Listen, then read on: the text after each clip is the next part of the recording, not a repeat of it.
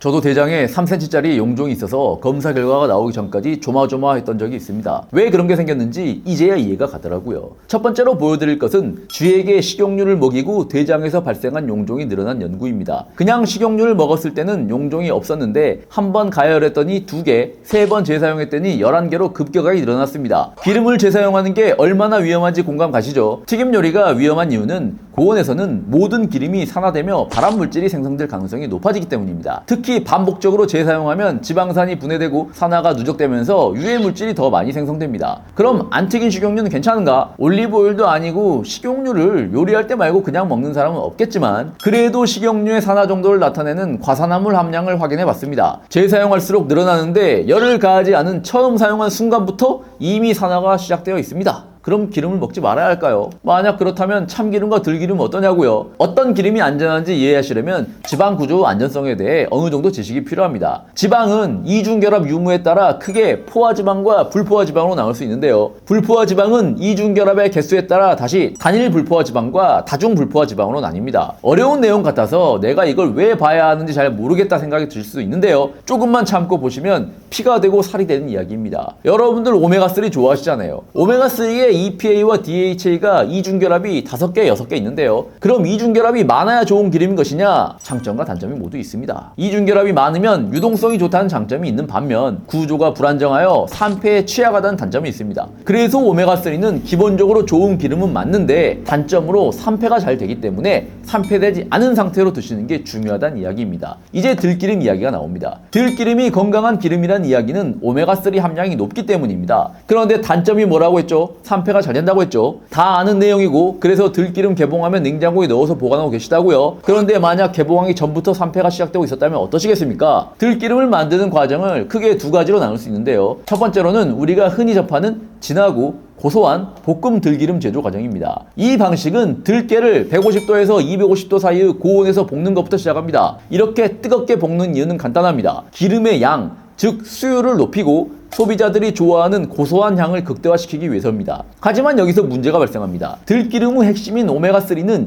이중결합이 극도로 많은 불안정한 지방산입니다. 이 고온에서 볶는 순간 열에 약한 오메가3는 대량 파괴됩니다. 더 큰 문제는 고온 처리 과정에서 벤조피렌과 같은 발암물질이 생성될 위험까지 높아진다는 점입니다. 건강을 위해 먹는 기름이 오히려 독이 될 수도 있다는 거죠. 두 번째 방식은 오메가3의 영양을 그대로 보존하는 냉압착, 즉 생들기름 제조 과정입니다. 냉압착 방식은 들깨를 50도에서 70도의 낮은 온도에서 수분만 살짝 건조합니다. 그리고 49도 이하의 온도를 유지하는 전용 기계로 천천히 압착합니다. 이 낮은 온도라서 오메가3 지방산의 파괴를 최소화하고 벤조피렌 생성 위험을 원천적으로 차단합니다. 이렇게 짜낸 기름은 향이 강하지 않고 색이 맑고 연한 노란색을 띱니다. 물론 이 방식은 기름의 생산량이 낮아 가격은 더 비쌀 수 있습니다. 하지만 유명한 사람이 만들었다고 가격이 특히 많이 비쌀 이유는 없고요. 개봉하시고 빨리 드시는 게 좋으니 소포장으로 된 제품을 고르시면 좋은데 요즘엔 쿠팡에도 좋은 제품들 많이 올라오더라고요. 그럼 참기름은 어떠냐고요? 참기름은 들기름과 달리 오메가3 함량이 거의 없어 개봉 후 냉장 보관을 할 필요는 없지만 역시 제조 과정을 주목해야 합니다. 참기름도 들기름과 마찬가지로 만드는 과정에 고온에서 참깨를 볶는 방식과 냉압착 방식으로 나뉘는데요. 시중에 유통되는 대부분의 참기름은 들기름처럼 깨를 고온에서 볶아 만든 고온 압착식입니다. 참기름 역시 고온에서 볶으면 향이 극대화되고 수율이 높아지지만 여기서 들기름과는 다른 차이가 발생합니다. 참기름에는 리그난이라는 강력한 항산화제가 들어있어 들기름보다는 고온에서 산패에 강합니다. 하지만 오해하시면 안 되는 게 아무리 리그난이 산화를 막아준다고 해도 고온에서 볶는 순간 들기름처럼 벤조피렌과 같은 유해 물질이 생성될 수 있는 위험은 여전히 존재합니다. 게다가 고온은 리그난 성분 자체도 손상시킬 수 있습니다. 따라서 참기름을 고를 때도 역시 냉압착 참기름을 선택하는 것이 가장 안전합니다. 그럼 요리할 때는 어떤 기름을 써야 할까요? 여러분들 매일 다루는 기름이니 잘 알고 계신지 꼭 확인해 보시기 바랍니다. 대부분 지금까지 발연점을 신경 쓰셔서 포도씨유나 카놀라유,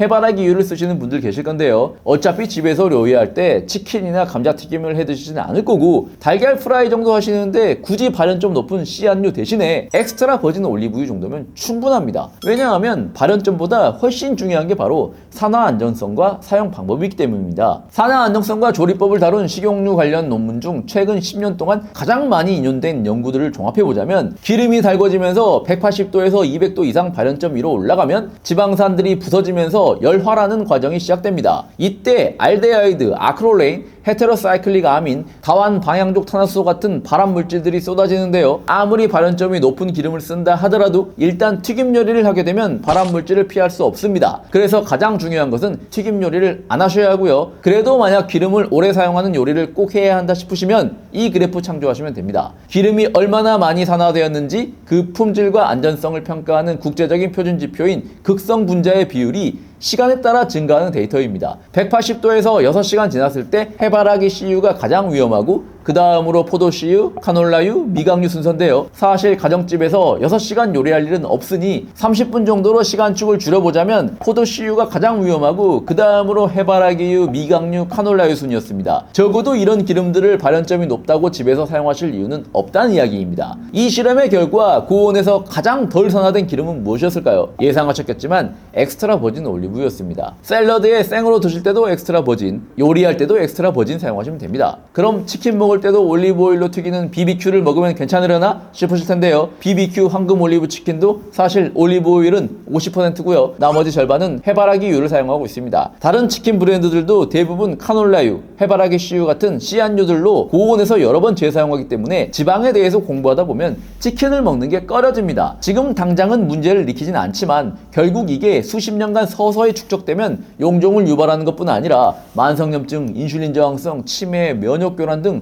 우리 몸에서 일어나는 모든 종류 대사작용이 더 나빠지기 때문입니다. 지금까지 나쁜 기름이 암을 유발하고 대사에 문제를 일으킨다는 걸 알려드렸는데요. 나쁜 기름이 집에 불을 내는 거라면 두 번째로 알려드릴 음식은 불난 집에 기름을 끼얹는 먹거리인데요. 여러분들도 들어보셨을 건데요. 암세포는 오직 포도당만을 먹이로 증식합니다. 그럼 포도당을 먹지 말아야 할까요? 오늘의 두 번째 주인공은 포도당이 아닙니다. 포도당보다 3배 더 암세포를 잘 성장시키는 과당입니다. 암세포는 과당을 사용하지 못합니다. 다만 우리가 과당을 섭취했을 때 간에서 과당은 리소포스파티딜 콜린이라는 물질로 바뀌고 이게 암세포의 세포막을 튼튼하게 만드는 보호막 역할을 하며 암세포를 폭발적으로 증식시킵니다. 실제로 서울대 의대에서 진행한 연구에서도 청소년기에 과당 섭취가 많은 사람들이 성인이 되어 대장에 선종이 많았다는 결과로 확인이 되었습니다. 과당이 나쁜 것은 알고 있었는데 그럼 과일도 먹으면 안 된다는 것이냐? 사실 과당은 과일에 풍부한 영양소죠. 사실 과당의 존재 이유는 살이 찌게 하기 위함입니다. 과거에는 살이 찌는 게 생존에 유리했어요. 먹거리가 풍부한 여름에 최대한 과일을 많이 먹어서 뱃살에 지방으로 저장을 해놔야 그 뱃살 속 지방을 에너지원으로 활용하여 먹을 게 없는 겨울을 무사히 날 수 있었기 때문입니다. 그래서 어느 정도 과당은 괜찮은데 문제는 너무 많은 양의 과당이 들어오기 시작한 최근 200년입니다. 과당이 무조건 리소포스파티딜 콜린으로 바뀌어 암세포를 증식시키진 않습니다. 용량에 의존해서 어느 정도 처리할 수 있는 안전 용량이 있는데요. 그 기준이 바로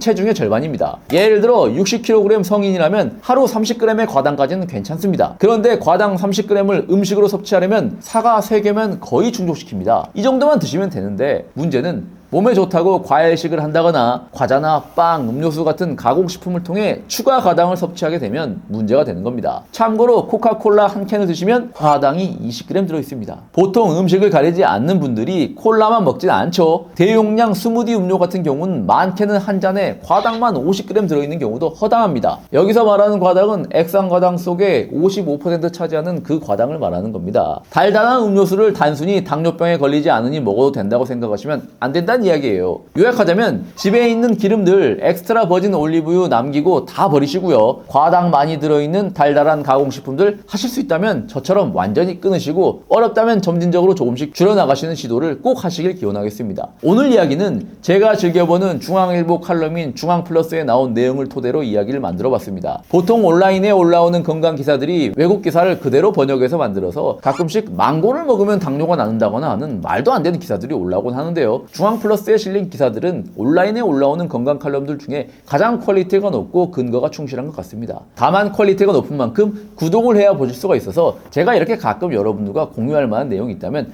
영상으로 쉽게 풀어서 설명드리도록 하겠습니다. 중앙플러스에 무단으로 사용하지 말라고 써있더라고요. 이렇게 출처를 바치면 괜찮겠죠? 그럼 다음 시간에 더 건강해져서 만나요.